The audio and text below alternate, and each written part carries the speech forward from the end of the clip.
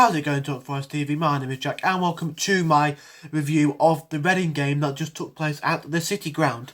So yeah, it's a bit of a strange game really. You look at the way that Reading played against Sheffield Wednesday and they were a totally different side today. They didn't look like, if you just said that one of these teams was looking for promotion, you wouldn't know which one it was. They didn't play very well at all, to be honest with you. Olise, there's a lot of talk about him from the Reading fans and just fans of the league in general. He didn't really do too much. He was good on the ball and he looked quite technically gifted, but didn't really do anything of any note.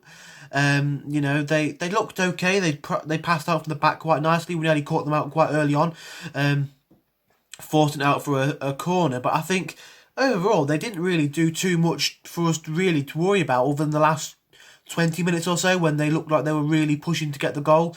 They obviously got a goal through Yakou Meite, who it's a bit of a difficult one for me to take really because I put him on Football Manager, but that's by the by. Yeah, I think Samba should be doing better. Question marks over him in that aspect. In other aspects of the game, he was good. He made some good saves and did well. But I think if you look at like the goal that Adam Messina, that's it, scored for Watford, straight at him, straight through his legs. This one was straight at him, kind of went underneath him. So question marks over Samba in terms of that, but I think you can't really level too much criticism at him in other parts of the game. I think he dealt with the ball quite well with his feet and got the ball away quite easily. I think sorry about that. I had to tell someone how to record the video, but yeah, he did well with the ball at his feet and made some decent saves and sort of commanded his box quite well. Other than that, did well when I think George Puskas. I knew it was one of the legends on FIFA. Puskas, when he was put through, Samba did well coming off the line, getting the ball. So I think he did okay in that aspect. But yeah, I think overall Forest were all right. I think we probably second half before they turned things on in the last 20 or so minutes, I think we probably looked like we were going to win the game. Obviously it was another 1-0 draw, 2 1-0 draws against Reading last season, another one today with them scoring at late goals in both of those ones. But I think a point you would take it before kick-off. I think if someone had said to you, you're going to get a point against Reading to start off this really difficult run of form, you'll take it. Or not to start off, we started that off against Watford, but a point against Reading, you'd probably take it. They've got some really good players, like I mentioned in my preview. Yakou Meite coming off the bench just shows what they're capable of doing in this league. Bringing on someone that good to help them to get a point is not you can't really discover it in terms of their squad. But I think Forest did all right. First half was quite cagey. Each side had a couple of chances, but not really any chances to write home about in that first 45 minutes.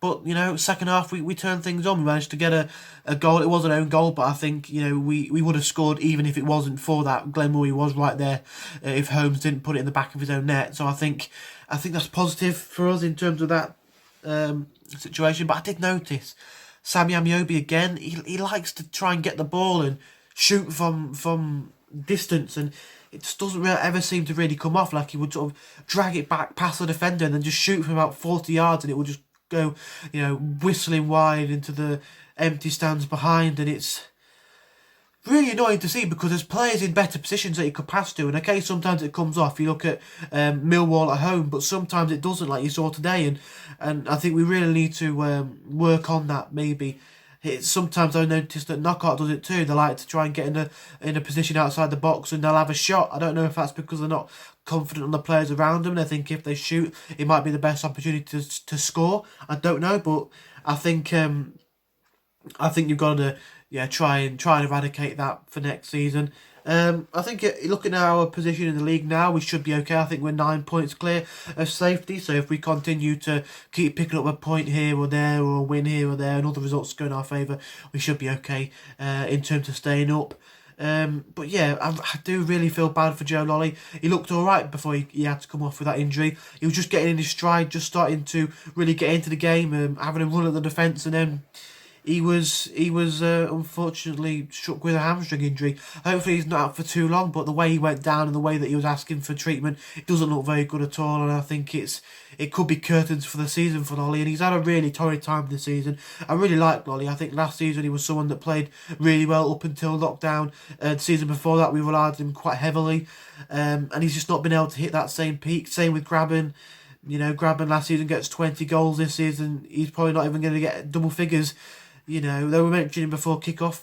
I thought it would be the Radio Nottingham sort of I don't know, presenter, and I think the commentator as well, Colin Frey. They were saying that we're looking at a striker in the summer. Whether we'll be able to get one with the recent accounts posted, I don't know. We do need a striker. I think Taylor not really been too good recently. Graben miles off from last season. Murray's looked good in spells, but he's looking a little bit, I don't know, he's been a bit ineffective when he hasn't really had the service. He's not really able to create things for himself other than that goal against Wickham. He's been struggling to really make things happen. But yeah, a point is something you'll take. Something I've got to mention though before I should close this video off. Andre Yadom, he had about 5 or 6, maybe even 7 fouls that he committed, and the referee did absolutely nothing. Okay, yeah, he gave us a free kick, but did nothing. Didn't even have a word with him. Didn't give him a yellow card. With the amount of fouls he did, maybe he could have accumulated to a red card. But yeah, and then whenever a Forest player went near him, he was giving free kicks to him. I don't know what Yadom's got on the referee, whether he knows a secret about him, he doesn't want to be published or whatever it might be. I've got no idea, but he didn't have a great game, the referee, and especially when it came to Andre Yadom, I don't know what the thing was with him there, no idea, but it's a real shame. If you look at the quality of referees in the second division of English football, England is meant to be one of the best leagues, best countries in the world for football. We sort of pioneered the game, we made the game. And then our referees in the second division are absolutely dreadful week in, week out. You can always pick 1 or 2, maybe 3 at least errors that the referees have made per game in the league, especially for Forest, and it's really frustrating because we're the second best league in one of the best countries in the world. You'd expect the refereeing quality to be better. Even look at the Premier League, the refereeing quality isn't the best. But yeah, hopefully that can be sorted out soon. But like I say, a positive point. There are positives to take from that one. I would definitely say. My man of the match in a Forest shirt. I don't know. It's a bit of a difficult one to say, really. Ooh. I don't know if there's really one player you can look at and pick out and say you fully deserve to be man of the match. I think Christie worked well down that right hand side. But you know what, I might give it to Garner. I think he did really well in the middle of the park.